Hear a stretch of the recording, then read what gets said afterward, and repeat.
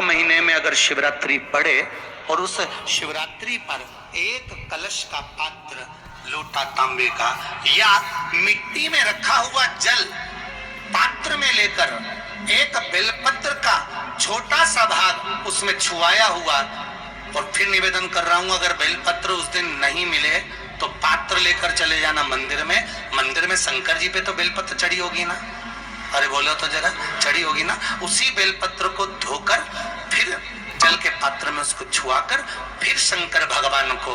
भावों से, दिल से जो चाहते हो, धन वैभव संपदा सत्ता या रोग से मुक्ति, चाहे उदर से जुड़ी हो। हाँ, एक चीज का ध्यान करना, अगर संपदा के लिए, विवाह के लिए या विद्या के लिए या अन्य चीजों के लिए आप शिव जी को जल चढ़ा रहे हो तो उसके जल को उठाकर नहीं लाना है। और अगर रोग के लिए जल चढ़ा रहे हो कि मुझे ये तकलीफ है, घर में ये बीमारी चल रही है या रोग चल रहा है या किडनी का या लीवर का या कैंसर का या ब्लड प्रेशर का, तो जो जल तुमने समर्पित करा उसको लेकर आकर आचमन भी कर।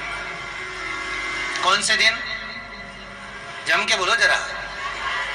शिवरात्रि शंकर कह रहे हैं, माँ उमा से, माँ पार्वती से मेरा महेश कह रहा है,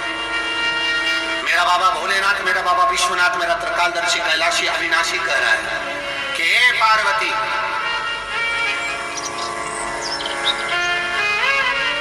एक पीला एक बेल जो मुझे समर्पित करता है,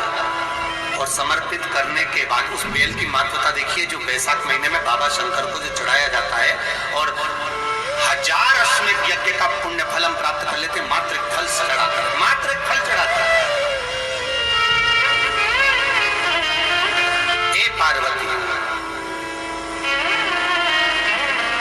संसार का मनुष्य जब मुझे वो बेलपत्र समर्पित कर, वो बेल का फल समर्पित करता है, पार्वती वो फल जो मुझे चढ़ता है, फिर मैं भले नर्मदा के जल से निकला हुआ कंकर शंकर क्यों ना हूं, फिर चाहे मैं गंगा के जल से निकला हुआ कंकर शंकर क्यों ना हूं, चाहे फिर मैं यमुना के जल से निकला हुआ कंकर शंकर क्यों ना हूं, चाहे मैं सरयू के जल से निकला हुआ कंकर शंकर क्यों ना हूं, चाहे मंदाकिनी के जल से निकला हुआ कंकर शंकर क्यों ना हूं, हे पार्वती, फिर जो भी शिवलिंग पर वो बेल समर्पित होता है, वो बेल उठाकर जीव अपने कार्य में ले सकता है। ये माँ उमा से कर रहे हैं। तो उस बेल की महत्वता जानेंगे। अब अपन उस बेल को जानने के लिए वापिस स्कंद पुराण में चले, तो स्कंद पुराण में लिखा हुआ है कि जो बेल बैसाख के महीने में शंकर को चढ़ाया जाता है, वो बेल का फल उठाकर रख लिया जाता है। बैसाख के महीने में उस चढ़े हुए, बाकी के आपको बेल का फल खाना हो तो बात दूसरी, पर चढ़ा हुआ जो बेल का फल है वो पूरा बैसाख नहीं खाना। बैसाख के बाद में अगला जो महीना आए, उस महीने के अंदर उस फल के अंदर का गुर्दा निकालकर उसको सुखा लीजिए, और सुखाकर जिस व्यक्ति को पथरी की बीमारी हो और जिस व्यक्ति को पेट में बहुत भोजन पचता ही नहीं है, पूरा शरीर पाचन क्रिया बेकार हो गई, उस व्यक्ति को केवल 7 दिन तक शंकर पर चढ़ा हुआ वो बेलपत्र प्रदान कर दीजिए, पथरी भी बाहर और पाचन क्रिया भी ठीक, जिंदगी भर तकलीफ नहीं। उस बैसाख में उस फल की इतनी महत्वता बाबा भोलेनाथ स्कंद पुराण लिंग के अंतर्गत, शिव महापुराण के अंतर्गत वर्णन कर, उसकी महत्वता है। वो बेल का फल साधारण नहीं हो सकता। अब मंदार का जो पुष्प होता है, आंकड़े का जो फूल होता है, एक सफेद कलर का भी होता है और एक गुलाबी कलर का भी होता है, देखा है आप लोगों ने? बोलो, जम के बोलो, देखा है ना? गुलाबी कलर का जो पुष्प होता है वो आप मंदार का, आंकड़े का जो गुलाबी कलर का पुष्प होता है, आप टीवी पे देख रहे होंगे, एक सफेद देख रहे होंगे, एक मंदार का गुलाबी फूल, नीला कलर का फूल देख रहे होंगे।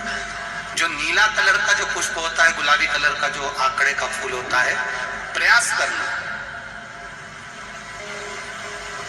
जब किसी विषम परिस्थिति में फंस गए, विषम परिस्थिति, जब आपको लग रहा है कि मुझे बहुत भय लग रहा है, कुछ बुरा होने वाला,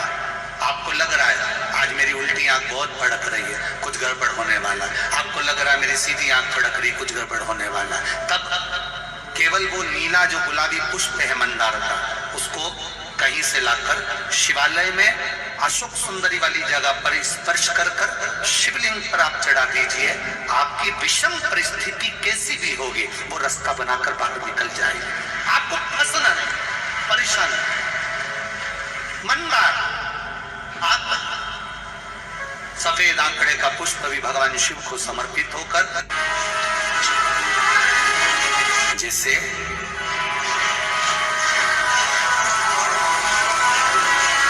बेले के फल का गुर्दा, बेल का जो फल होता है, बेलपत्री का फल, उसका जैसे गुर्दा, उसके अंदर का जो भाग होता है बेल का, वो गुर्दा,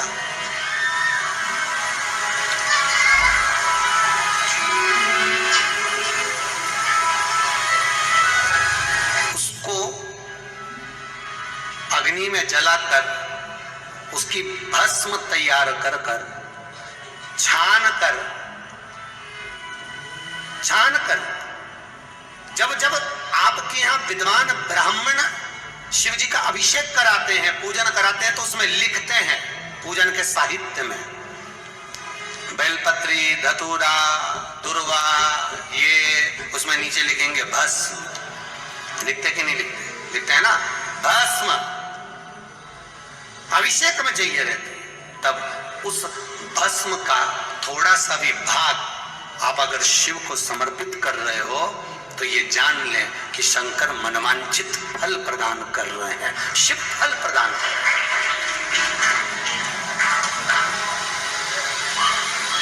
महाराज,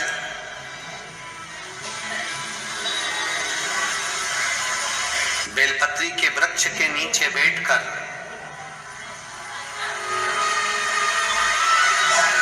हाथ में एक बेलपत्र का पत्ता रखकर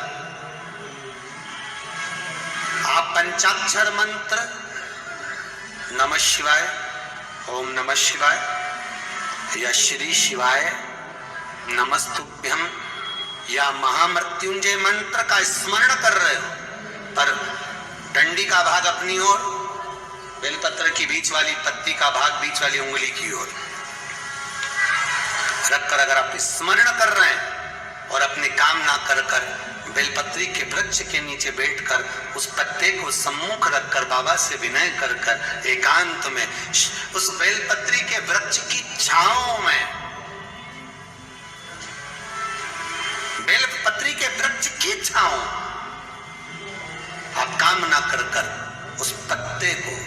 शंकर भगवान के ऊपर समर्पित कर रहे हैं, तो ये जान कर रखें कि पार्वती और शिव का मिलन करवा रहे हैं और अपनी मनवांचित फल कामना पूर्ण करवा रहे हैं। क्योंकि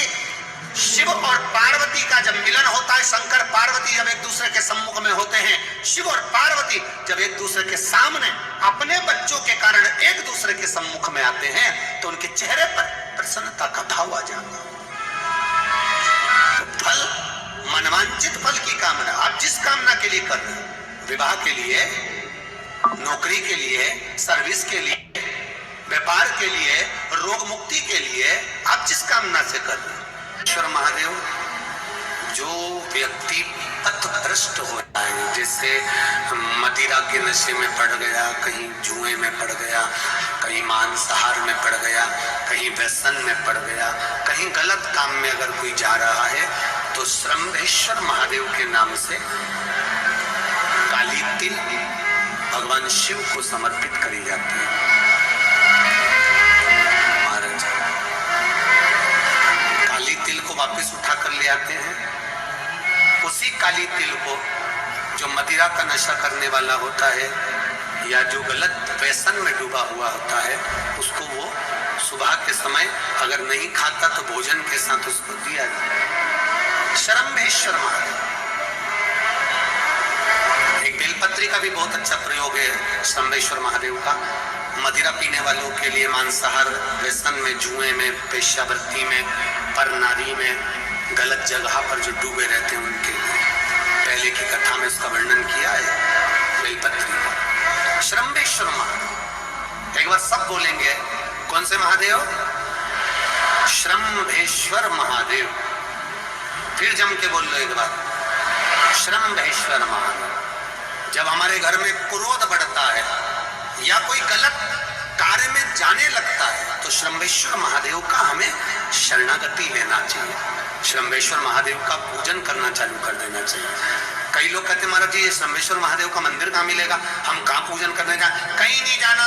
तुम्हारे घर के पास में जो शंकर जी का मंदिर है वहीं जाओ, उसी देवालय में, उसी मंदिर में जाओ, संबेश्वर महादेव के नाम से जल चढ़ाना प्रारंभ करेंगे। वो जल जो गलत संगत में पड़ा हुआ है उसका आचमन कराना प्रारंभ करेंगे, अपने आप उसकी धीरे धीरे बुद्धि सुधरना प्रारंभ हो जाएगी। ऐसा संबेश्वर महादेव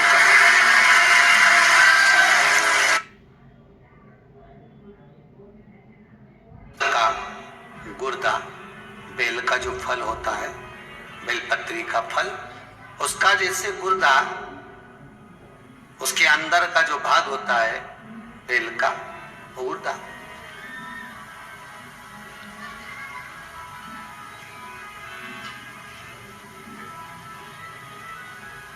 उसको अग्नि में जलाकर उसकी भस्म तैयार कर कर छान कर जब जब आपके यहाँ विद्वान ब्राह्मण शिव जी का अभिषेक कराते हैं, पूजन कराते हैं, तो उसमें लिखते हैं पूजन के साहित्य में बेलपत्री, धतूरा, दुर्वा, ये उसमें नीचे लिखेंगे भस्म। लिखते कि नहीं लिखते? लिखते हैं ना, भस्म अभिषेक में चाहिए रहते। तब उस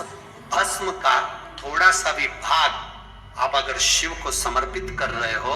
तो ये जान लें कि शंकर मनवांछित फल प्रदान कर रहे हैं। शिव फल प्रदान,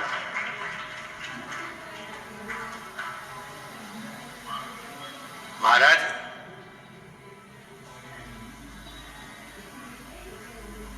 बेलपत्री के वृक्ष के नीचे बैठकर हाथ में एक बेलपत्र का पत्ता रखकर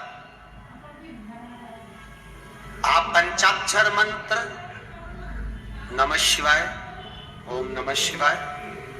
या श्री शिवाय नमस्तुभ्यम या महामृत्युंजय मंत्र का स्मरण कर रहे हो, पर